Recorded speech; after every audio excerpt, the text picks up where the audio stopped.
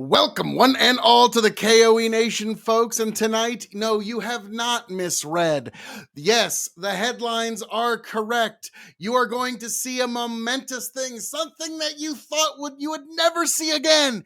Something on level of the Undertaker taking off his hat, his gloves, and his coat and leaving them in the ring. Of when I believe it was Mickey Mantle when he said, "I'm the luckiest man in the world," when he retired from baseball. Things you never thought you would ever see again. But here we are, folks. Yes, the return of Phil K.O.E. and one Tyberius D. How are we doing there, sir? I'm doing all right. I definitely missed the intros. Thank you, thank you. Well, yeah, we need to have a bit of a discussion first before I know just how grandiose to make the outro as well. Okay. Fair enough. Fair enough. But, well, so Tiberius, it's been a minute since you and I have talked, have tangled, since been interlocutors. And first and foremost, before we get into anything, Tiberius, there's one thing that I've been meaning to tell you Oh, here we go. from the bottom of my heart in regards to the 2024 election. Nya nya nya nya nya nya nya nya nya nya nya nya nya nya nya nya nya. Okay. Now that that's out of the way, okay. So let's get a little deeper into what's really the cause of all this. One Donald J.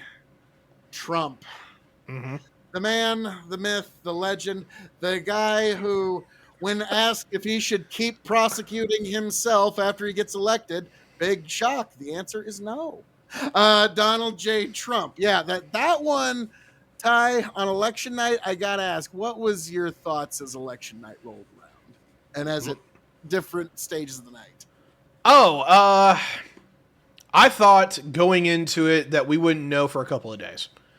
And I figure in my actual map, if I remember correctly, was that Harris was going to take all of the southern swing states and Trump was going to take the northern swing states.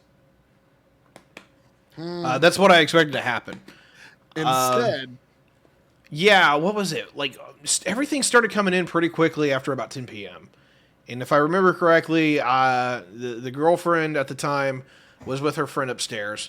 And I'm just watching the stuff coming out the computer. And at first, I'm like, all right, well, this is kind of interesting. We got, turnout seems to be pretty good. Hey, Pennsylvania actually can count votes this time. That's good. And the long story short was, I think by 11 o'clock, I was already calling it. I just noticed everywhere you looked, it was like plus 3% in favor of Republicans. Every state, every district. Yeah. Bandit goes, Ty, your map or the map you talked about on Big Buck and thank you, Bandit. Know. Bandit's got a long memory. He's one of our super fans that's stuck with us through thick and thin. But all right. Truth be told, my prediction was Trump was going to take the White House. Mm-hmm. The Republicans were going to take the Senate, and the House was a coin flip. And anybody who really told you anything else was just basically making things up. When Trump won the Electoral College, that was expected for me. But what was just sweet, what was just like, was Trump winning the popular vote, because that was the immediate cope that was coming down the pike from everybody on the left and all the anti-Trump people was, well, he didn't win the popular vote. Oh, he did. Because to the Democrats, for the 21st century, they've considered the popular vote the veritable mandate from heaven. Something that Sun Tzu talks about in The Art of War. Who has the mandate from heaven gets to rule. And so the popular vote has always been the Democrats' mandate from heaven. And when Trump won that, it was just like, makes it all the more sweet. Makes it all the more sweet. It literally is what finalized that chapter of the culture war.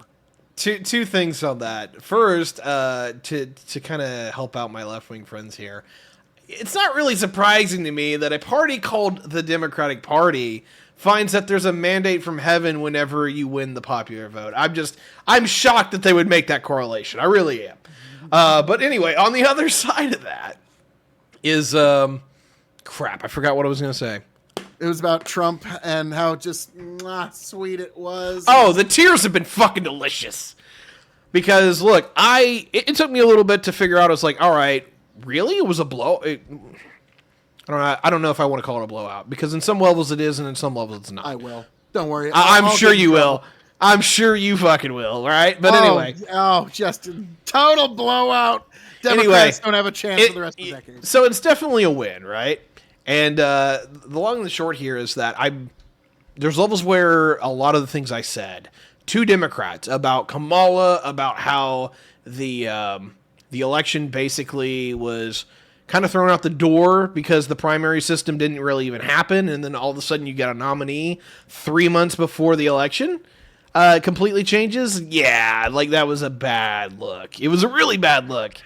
Yeah, calling them Democrats is almost Orwellian at this point, or Democratic, because even that David Hogg kid, he got some little minor office and they still said, no, we're not letting you in even though you won. So it's almost Orwellian to call them Democrats because they haven't actually held a primary where anybody's had a chance since Gore, really.